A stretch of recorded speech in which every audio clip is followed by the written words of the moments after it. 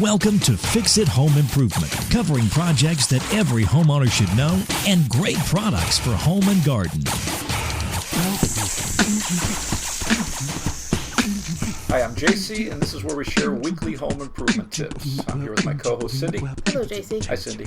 Today we're going to be talking about wet dry vacs, and if I accidentally use shop vac in a generic way, I just want to say shop vac is a specific brand of wet dry vacs, and some people refer to wet dry vacs as a shop vacuum. Anything interesting happened this week, JC, that provoked this? So I got an email from an attorney from Romex saying that I was using Romex in much too of a generic way. And I want to say we'd like to clarify that Romex is a brand of non-metallic sheath cable that only identifies wire and cable marketed by the South Wire Company. Not all facial tissue is Kleenex.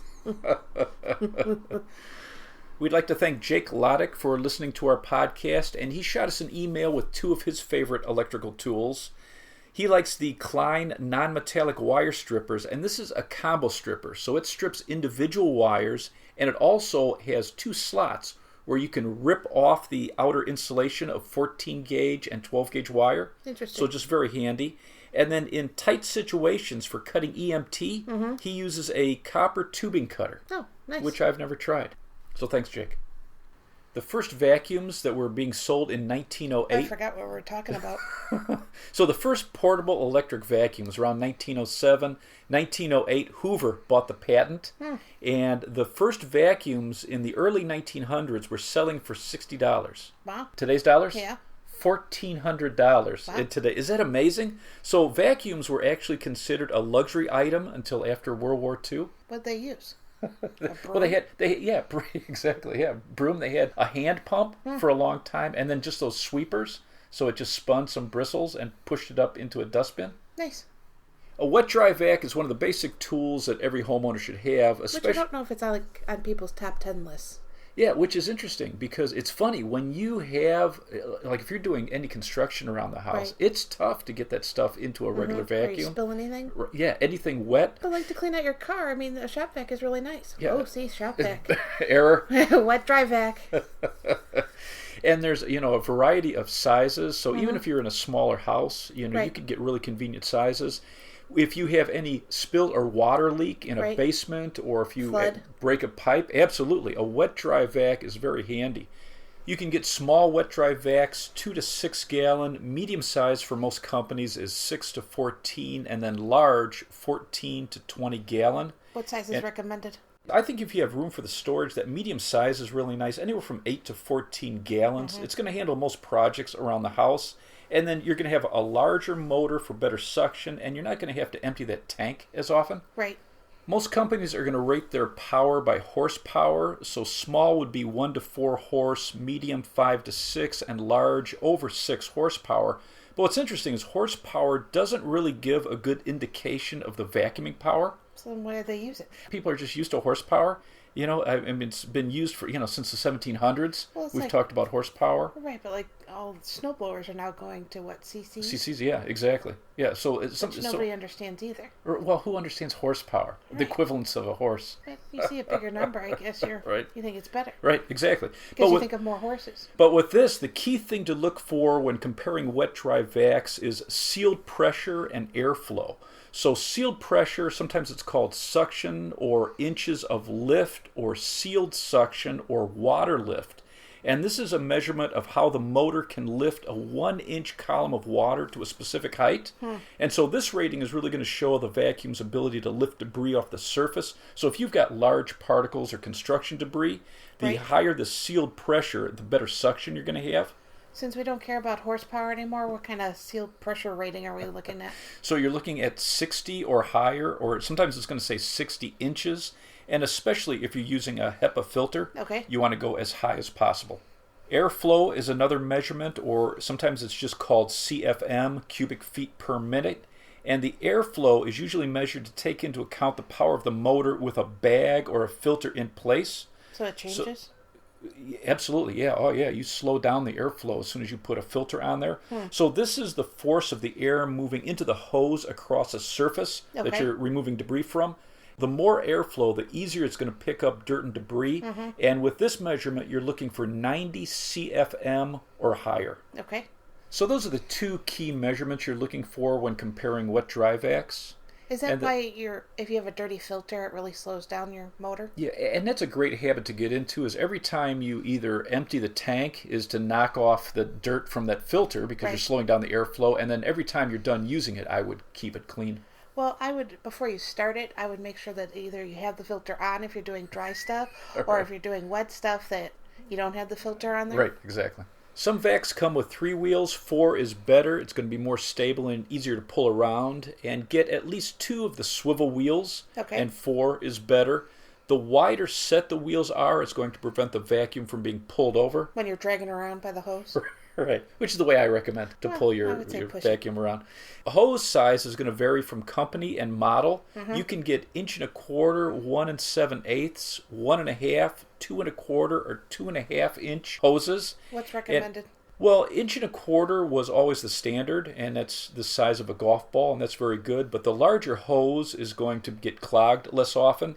And this 2.5 inch size, which is pretty wild, it's the size of a baseball. Wow. So especially if you're doing... That's a big difference. yeah. Well, if you're doing construction around the house and, breaking up drywall and doing things like that, you're definitely going to have less clogs. Well, even if you're using it like to clean out a bird's nest from your dryer vent, bigger's better. Right, there you go. And then I would also look at the hose length. 7 foot to 8 foot is probably the most common. You can get 10 foot on some, but these extra long hoses, or some come with kits where you can just keep adding a length to it. Right. I would say move the vacuum to where you're working, because the longer your hose, it's going to reduce the suction that you get. Right. You want a hose that locks in place so that you can pull the vacuum around and the hose isn't constantly coming out. Some are going to have crush-resistant hoses, so they last longer. When you're comparing a couple models you like, the power cord length really makes it more convenient, so you're not constantly plugging it and unplugging it. And it can vary from 7 foot to 20 feet. Another feature I'd look for is a blower port. So this can turn your shop vac or your wet dry vac into a blower option, which is nice. If you're working in a garage or a workshop, you can blow off your tools. Right. If you have leaves or just debris in your garage, anything it's nice. you want to blow. Right. It just makes it convenient. A drain port is another nice thing to have on medium and large vacs. So if you're sucking up water, you can wheel this over to a drain, and then you can open it up and drain it rather than having to lift the whole tank. So like a cooler? Right, exactly. But yeah, a drain port is actually very convenient. Some models are going to have a built-in pump, or you can get a pump accessory. If you constantly drain pools, or if every spring you get water in your basement, these pumps allow you to hook a garden hose to your vac and then drain the tank without having to move the vacuum. Oh, that's nice. Yeah. Most medium and large vacs are going to be around 65 decibels, and anything over 85 decibels, you should be wearing hearing protection. Right. And they actually have a muffler to reduce the noise. So this fits over the exhaust port, and it actually has a filter in it too. So it's going to catch extra dust, and it's going to reduce the amount of noise. Nice. I would look for accessory storage so you can keep your wands and nozzles organized. These are very easy to lose. It's crazy how many parts I've lost over the years. Well, not just with wet dry vacs, but a lot of things. Yeah, have some storage. Yeah. Some come with a storage bag or a tray, and some have slots over the wheels so your wands and nozzles onboard storage. Clip right into it. Yeah, I think that's really nice. But if it doesn't come with any of that, you should definitely buy a bag. Right, smart.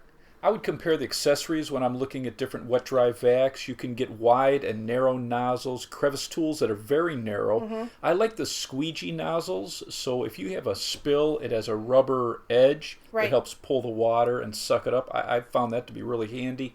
Upholstery nozzles, you can get floor brushes with or without wheels, and they have bristles to protect the surface. Let's say you have laminate floors. And you can get blower wands. There's gutter cleaning wands. So Workshop has a kit where you can connect this to your vacuum and hold it, and you can clean the gutters, which is pretty cool. They have drain cleaner accessories. So Shop Vac has something called the Drain Hero that clips onto the end, and this fits 1 1/4, 1.5, and 2.5 inch hoses, and you can put it right over a drain that's clogged up, and it'll suck everything out of the trap. Oh, wow. So that's pretty cool. You can get inflator nozzles for filling air mattresses and pool toys. Who knew? It does so much. Yeah, so there's some nice accessories that you can get. With the wall mount wet dry vacs, you have some that stay in place or designed to pretty much just only be used on the wall, Okay. just working around in your garage. And then some are designed to be taken off, so you just have a bracket. Most of these are going to come with a 20-foot hose, or they're going to have multiple hoses to go to around 20 feet. And Right. one of the highly rated wall mount is the Rigid Store and Go.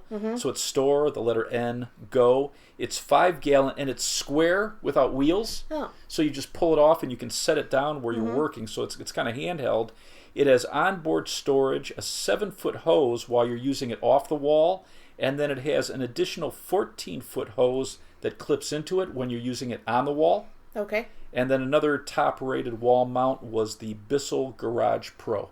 One problem with a wet dry vac is where you store it, because they're round. Why are they round? Well, there's some that are narrow. Some look like toolboxes. Right.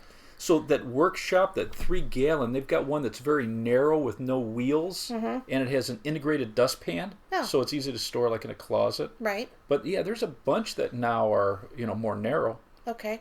Because where do you put it? Like, you want a big one, but you have no place to put it. Right, you need a garage. Yeah. Well, you need a garage, but you need a big garage.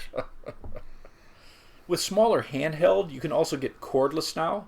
And a couple of the top rated, Rigid has an 18-volt handheld. It's 3 gallon. It'll hold 2 gallons of water, and you can convert it into a blower.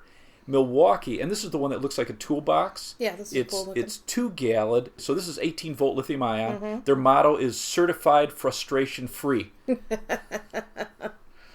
One of the most important components of a wet dry vac is the filter. Right. Making sure you're using the right one. And you definitely don't want to use a wet dry vac without a filter, because that dirt and debris is going to get into the motor and the impeller, and it's going to shorten the life of your vacuum. Right.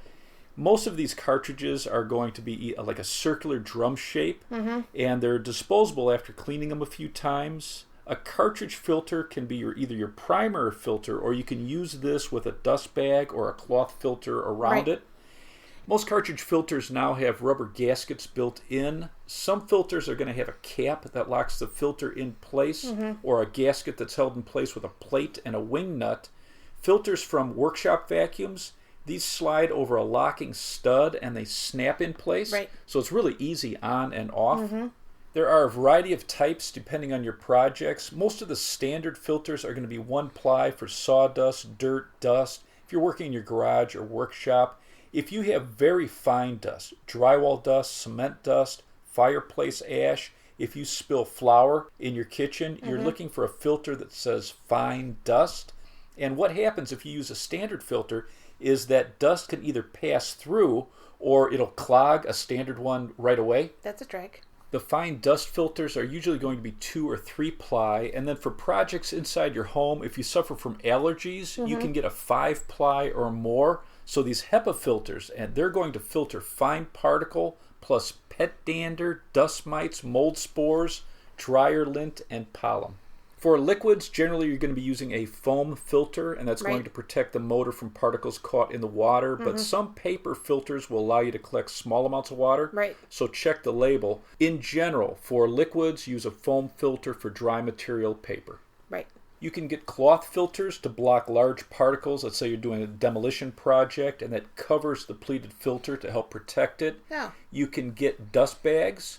So just like a traditional vacuum where they Right. have collected everything inside this bag, this Oh, back wraps. when vacuums were cool. Pop open- I don't like the bagless. You open that bin and dust is everywhere, and then you have to pour it into something else, and then Yeah. dust flies everywhere. But with these filter bags, you're going to leave the paper filter in place. You put this bag, you attach it to the inlet where the hose connects, Right. and all of the particles and debris is caught in here, so very easy to dispose of. Well, Your we used this at tank- my cousin's house when we were doing the drywall work, and Yeah, it's great. it was a mess, and it all collected so nicely in the bag. The and then we drum just is threw it out. perfect, and the paper filter is still perfect. Yeah, I like it a lot. Bags are cool.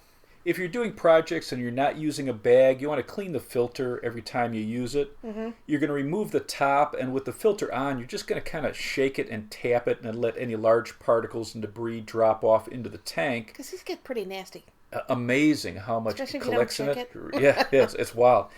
You're going to remove your filter then and tap it on the inside of the tank or into a garbage can, and then flex and move the pleats. And again, you're going to be amazed at how much dirt and debris is going to come off. Right. You can use a very soft, long bristle brush and knock loose. And you need to be careful because some of these paper filters are thin.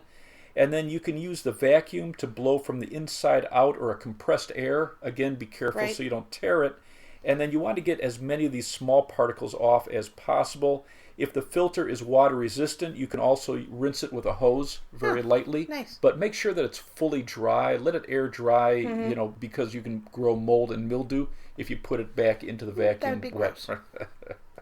You never want to pick up gasoline, oil, solvents, hot ashes, matches, or cigarettes in a standard wet-dry vac. If you clean fire pits, wood or pellet stoves, fireplaces, or charcoal grills, you can get a special ash vacuum. Okay. So this is designed to get that fine ash and warm embers, and they're going to come with a heat-resistant cage that covers the filter cartridge, and then it has this heat-resistant pre-filter below this, and this captures that very fine ash that would clog, a standard filter right away.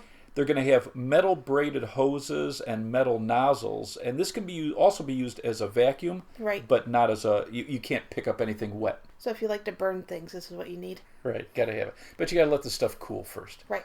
Some top-rated ash vacuums. You've got Bad Ash 3. I don't think you spelled in this episode. Bad, B-A-D. Yeah. Snow Joe makes an ash vacuum, which is interesting. Stanley and Vac Master have top-rated ash vacuums. When I was researching the ash vacuums, I was looking at cleaning fire pits. Why? And it just seemed interesting. Well, it's interesting that they said that some of these fire pits can radiate 600 to 800 degrees Fahrenheit. Wow, you should have used that in our fire pit episode. Yeah, I should have. The surface by the deck can get 200 to 400 degrees, and it can melt some composite decks. So some of these pictures were pretty wild. You know what you should use? What? The Deck Protect. So the Deck Protect, pretty interesting. So this is made out of volcanic rock fiber. You put this underneath a fire pit to protect it. They use basalt. Right. So then I went down a tangent. I'm looking up columnar basalt. Right. So the giant causeway. We actually watched videos on that. Yeah, fascinating, isn't it? So the giant causeway in Ireland and Devil's Tower are these huge columns that were formed from volcanoes. Right. And they create these hexagon columns. It's just fascinating.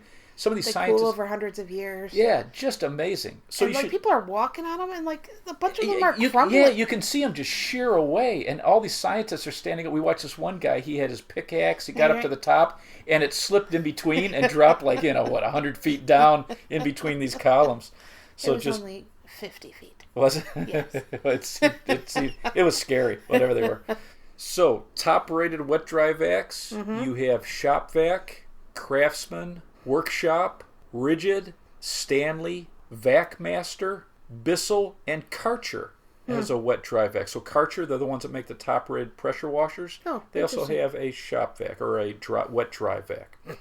Small handheld, Armor All for cars was rated very high. Oh, really? Mm-hmm. Do you have anything else to add? Look for CFMs over 90 and sealed pressure or lift over 60, especially for these smaller units. And if you have the room for storage, 8 to 14 gallons is really a nice size for projects around the house. If you're primarily just using it in the garage or for your car, a wall mount is a nice option. And then get additional filters when you purchase a wet-dry vac. Most are only going to come with a standard 1-ply. Well, you should look at the store, too, to see what other kind of filters they carry. Filters and accessories, because there's a lot of options now. And then if you have allergies or doing a bunch of projects inside, a HEPA filter is really nice to have. I think we did a pretty good job today of not saying Shop Vac too many times. Another lawyer going to be contacting me. Let's wrap this up. You can subscribe to our podcast on iTunes, Stitcher, the Spotify mobile app, the Google Play Music app, and iHeartRadio. If you enjoyed it, please leave us a review. You can download our book, Home Improvement Solutions, What Every Homeowner Should Know, on Amazon. If you enjoyed it, please leave us a 5-star rating and review. You can check out our home improvement videos on our YouTube channel, Fix It Home Improvement. And you can subscribe to that as well. You can email us at fixitpodcast@gmail.com. Thank you for listening. Talk to you next week.